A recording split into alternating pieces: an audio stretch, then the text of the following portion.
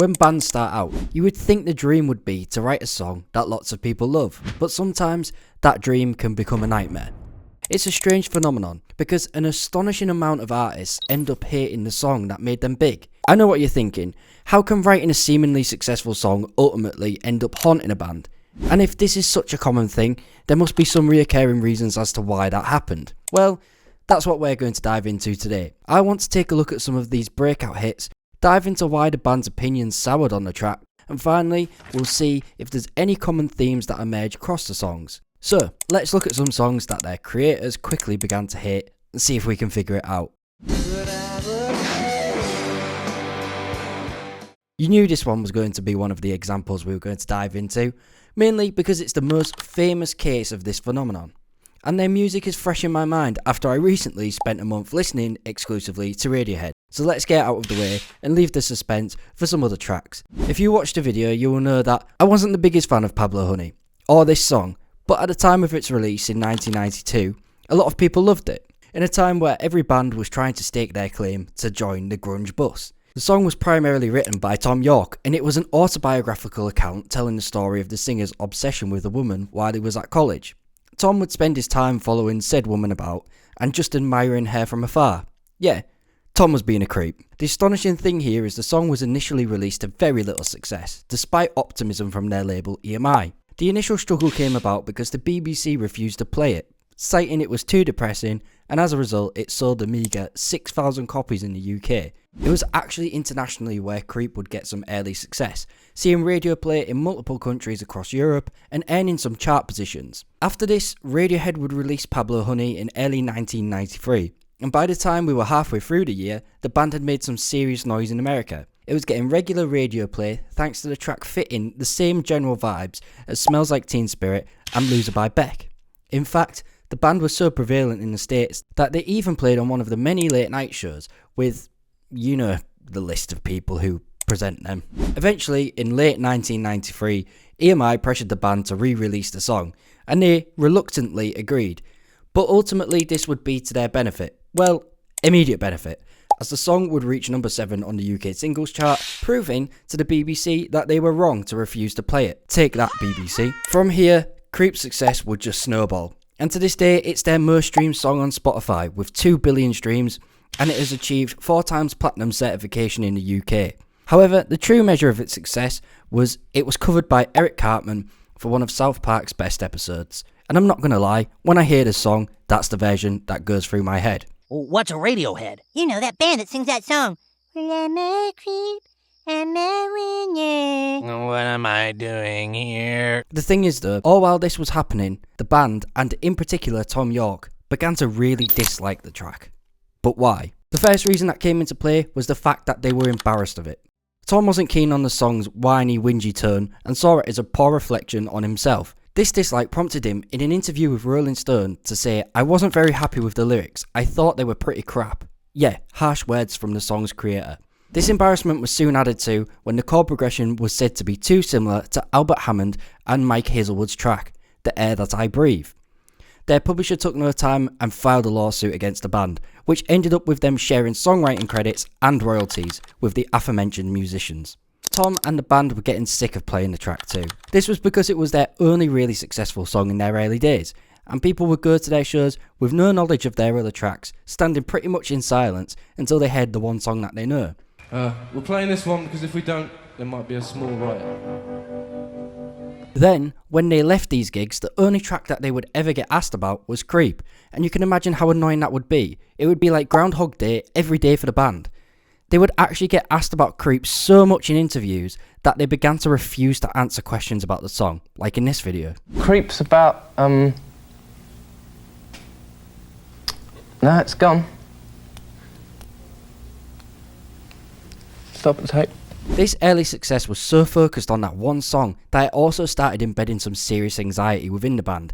They were growing nervous about being one-hit wonders, and with the pressure from fans and record labels to replicate this success, the band's dislike for the song would continue to grow. The thing is, underneath all that pressure to recreate that success, the band were getting more annoyed, as they didn't want to keep going down the same creative path. By this point, the band were tied into the grunge brush, But this wasn't a label that the band ever wanted, and much to their annoyance, it stuck around like a bad fart. Inevitably, anybody, the first song that becomes a hit, everybody caricatures the band from that.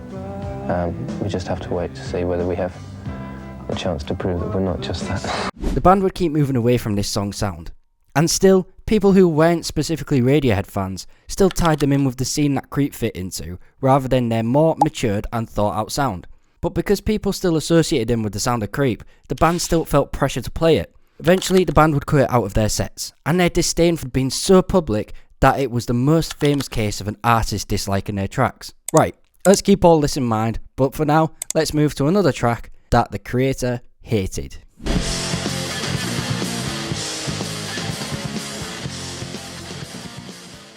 From one band tied wrongly into the grunge genre, to the band that defined the genre. Yes, this is another very famous case of self-deprecating artistry. But the thing about Smells Like Teen Spirit is it mirrors the duality of Kurt, as it both achieved exactly what it set out to do, but this, on its own, annoyed Kurt to his core. Released in 1991, Kurt had conceptualised this song to be a pop song. In fact, in an interview with Rolling Stone, he said, "I was trying to write the ultimate pop song. I was basically trying to rip off the Pixies. I have to admit it. We used their sense of dynamics, being soft and quiet, then loud and hard." Underneath this pop construction, however, there was an anti-establishment message, as ever is the case with Nirvana's music. As you can see, even at this point, the song was at odds with itself, both threatening to break into the mainstream or solidify them as the ultimate anti-establishment band ever by mocking the commercial world of pop music. And we know which one happened, and if you don't, have you been living under a rock? Smells Like Teen Spirit initially released to pretty much no success. The only place where the record sold was in the States, and this success was only in the specific states where Nirvana had already established a decent presence. But it turns out this was actually the spark they needed, as the record would begin to get a whole lot of play on college radio stations. This interest would get the music video, which we will come back to, onto the MTV show 120 Minutes. The song would prove so popular that it would end up getting daytime play on MTV. This increased visibility catapulted the band straight to the mainstream, the very thing Kurt was trying to avoid. And the thing is, they were out of the country at the time, on the Nevermind tour in the UK and Europe, so they were reacting to this chaos as it happened. Their shows started to get more and more packed, and the band had to adapt on the fly, as suddenly the grimy clubs they were playing got too small, as crowds got bigger and fans were clawing to get tickets to their shows. Against the expectations of the band and the label, the track would become a commercial juggernaut. It reached number 6 on the Billboard 100, number 7 on the UK singles chart. Look, to be honest, it charted almost everywhere. The song would eventually get diamond certification, yes, that's 10 million sales in the US, and would eventually get platinum certifications all across Europe. The funny thing is, the monumental success would be, I was going to say a contributing factor, but it's pretty much the main factor behind Kurt's dislike of the song. The thing we have to keep in mind with Kurt is that he wanted to maintain his underground anti-music industry outlook to fans, and this included fighting against the fame the band were experiencing. Kurt was always against the commercial nature of the music industry, but now he had found himself at the epicenter of it. Kurt would fight this newfound fame, stirring the pot and outwardly protesting everything that had got them there, which was primarily Smells Like Teen Spirit at this point. So bear this in mind as we continue through the reasons why Kurt began to dislike the song. Soon after the success, Cobain said, "Once it got into the mainstream, it was over. I'm just tired of being embarrassed by it. I'm beyond that." Proving that even at the height of their breakout, Kurt was still trying to put a spanner in the works and disinherit the song at almost any chance he had, and he was doing a good job of it. But why was he fighting against the fame? Well, Kurt was really worried about two things. One was attracting the wrong crowd to Nirvana's gigs. He'd written an angsty teen anthem, whether he meant to or not, and he didn't want his shows to be ruined with the so-called frat boy bro scene, which was starting to become prevalent. But secondly, and very related to the first, he still wanted to appear to the underground scene of which the band had belonged to. The thing is, adding to this was the fact that Kurt didn't even like the fundamentals of the track. Kurt had written this song as a joke, as we mentioned, so the fact that he'd risen to the mainstream was probably less than ideal. It's like when you crack a joke and your friend asks you to repeat it, and to add insult to the awkwardness, then asks you to explain it. It gets a bit painful, and that's probably how Kurt felt. Kurt disliked the riff too, calling it cliched and stating it was not far from a Boston riff or Louie Louie by the Kingsmen. The song's lyrics also got comparisons to the latter by the fact that they were almost intentionally ambiguous and incoherent. I said I'd come back to this, so here we go. Kurt wasn't thrilled with the music video either, even though it was the thing that launched the band into the mainstream. But why? Well, from the start he'd imagined something far rougher and chaotic, so when the first cuts landed on his desk, He was frustrated by how polished they looked. He'd also hoped to fill the shoot with real fans, only to show up and find a room of paid extras. Courtney Love said about the track, Kurt hated Sam Bayer for Teen Spirit. Kurt wanted fat cheerleaders. He wanted to tell the world how messed up high school was, but Sam put hot girls in the video. Still, despite all of that, he did acknowledge that the video did exactly what it needed to do. When you combine all of these things, the mainstream success, the jokey approach, the cliched riff, the song quickly became something that Kurt was embarrassed to play. While their dislike of the song may never have reached the same level as Creep with Radiohead, Nirvana would ultimately remove the song from their setlist due to the growing dislike of what the record represented for the band. I think this is summed up brilliantly in one of the last quotes we have from Kurt about the track, with him saying, "I still like playing Teen Spirit, but it's almost an embarrassment to play it." I think it was clear that Kurt was uncomfortable about the track. But shall we move on to something from another era maybe?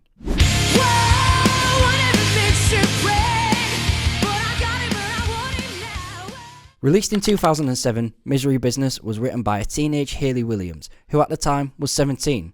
You've all heard it, so we know that it's an incredibly catchy, angsty track filled with stereotypical, unfiltered emotion you'd expect from a teenager, and especially one who had a moderately successful album and a large record deal to justify. In a typical teenage fashion, it was stated by Hayley that the song's lyrics were ripped straight from a page in her diary. This made the song instantly relatable to a lot of people. And of course, it wouldn't be on this list if it didn't blow up. Again, this is another case of MTV's long gone powers. The band appeared as the guests on Discover and Download, where they explained their album Riot and how they wanted it to be seen by audiences. Following on from this appearance, Misery Business would start to break into the charts. In the Billboard 100, it debuted at position 99, so just squeaking in. But from there, it would continue to rise before peaking at number 26, and it would remain their best-selling single until 2014's Ain't It Fun. The song almost single-handedly took Paramore from unknown emo band to being deemed as one of the 2000s biggest emo scene bands, getting them regular appearances on Warped Tour bills and getting them a ton of radio play. The album Riot would go on to be a success, and the band had solidified their place in the music scene. Right, we've talked about the success, so you know the deal by now. Let's look at why the band hates it. This song is definitely different in a way to the other two songs we've previously spoken about, because the band, and specifically Hayley's dislike of the song, came from one thing in particular, and that was the lyrics. The infamous line in the second verse, "Once a whore, you're nothing more, that'll never change," became the centre of a conversation about the track. Critics began to call it girl hate. Fans deemed it immature, and this dissatisfaction with the track would begin to spiral until it was very clear the problematic lyric could not be ignored anymore. Williams would respond to this criticism in 2015 with a blog post where she stated her youth and inexperience led her to writing the line. Within the same blog, she also confirmed she was a proud feminist, just maybe not a perfect one. Look, the criticism here is fair, but the defence is also fair. As I mentioned, she was only 17 at the time of writing. In 2018, Hayley would announce that the band would be retiring the song from their live shows, stating during a gig that they would play the song for the last time for a really long time. The next time Hayley would sing the song would actually be with Billie Eilish at Coachella in 2022. And even then, she would urge the young singer away from singing the song. The track would subsequently be added back to Paramore's set lists. However, Hayley no longer sings the controversial line. I think the be-all and end-all of this dislike is the band grew up. Those teenage emotions that once felt fiery and messy, it didn't match who they were becoming. The band were now more refined, and of course, they weren't experiencing that pure angst anymore. The song was clearly beginning to feel distant from Hayley, when in the same blog post in 2015 she stated, "Misery Business is not a set of lyrics that I relate to as a 26-year-old woman. I haven't related to it in a very long time." Right, we took a little tour in the 2000s there, so let's get back to the 90s.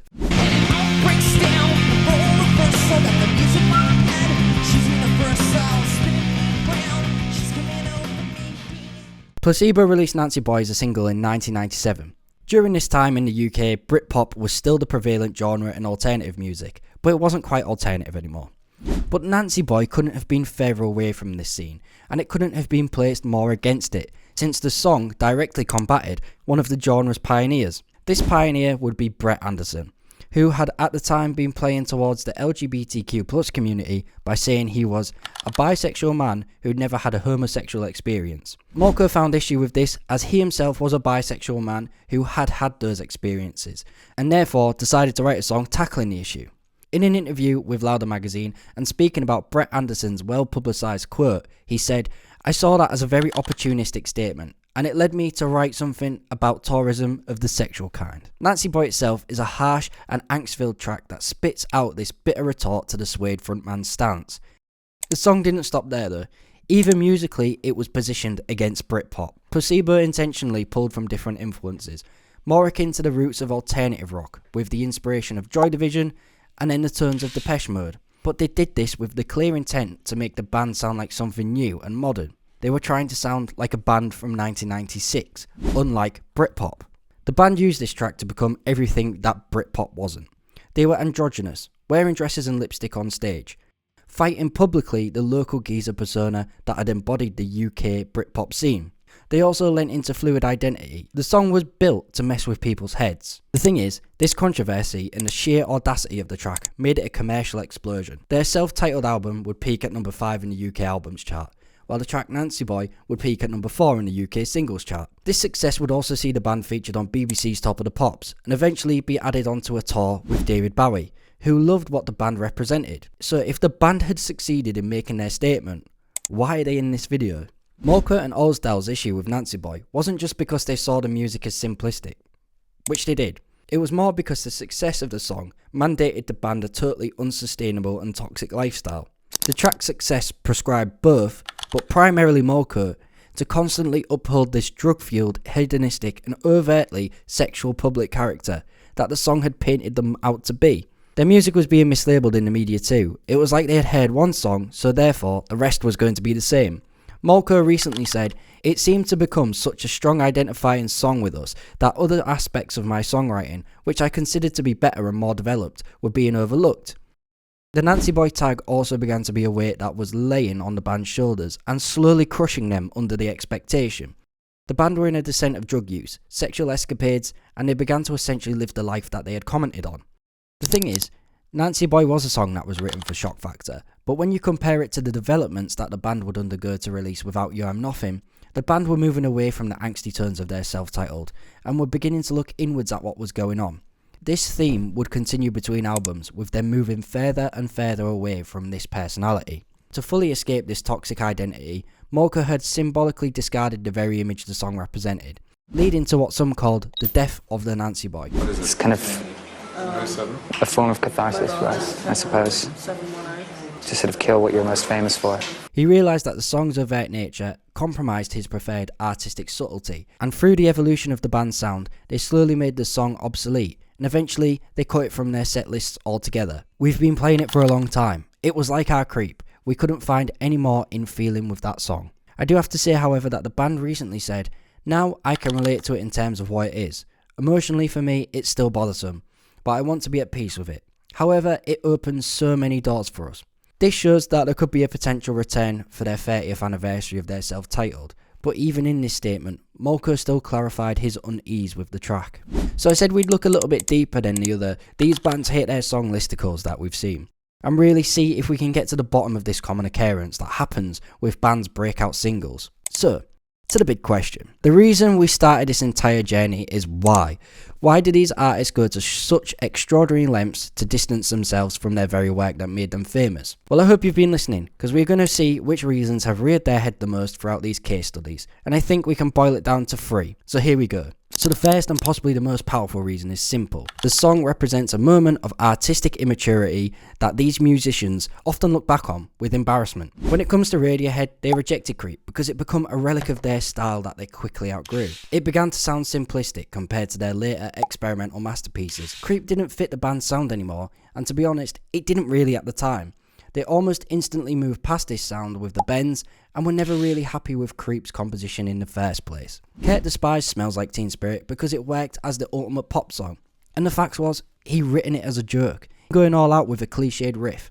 The success of this joke nullified his serious anti-establishment critique and placed him in the mainstream, the very antithesis of what he intended. Again, it was a song that embarrassed him. He never valued it as a great example of his songwriting, but still, it lurked around hanging over his head. For Placebo, Molko felt his more developed and nuanced writing was being overlooked, with the media and the audiences only focusing on the explicit nature of Nancy Boy. He wanted people to see the authenticity and integrity behind tracks like 36 Degrees and Teenage Angst instead, but this never happened. And Paramore's Hayley Williams felt exactly the same way, noting that the song's narrow-minded perspective was written by her teenage self, not the mature woman and feminist she became. It was outdated, both in her views and in the way she was composing music. In every case here, the song becomes a creative obstacle. It's something that followed them around as a reminder of a less sophisticated version of themselves, and each track left every artist desperately wanting people to evolve their expectations past these songs, and prioritise tracks that they viewed as better cases of their artistry. The next reason is, each of these tracks have either created a crisis of identity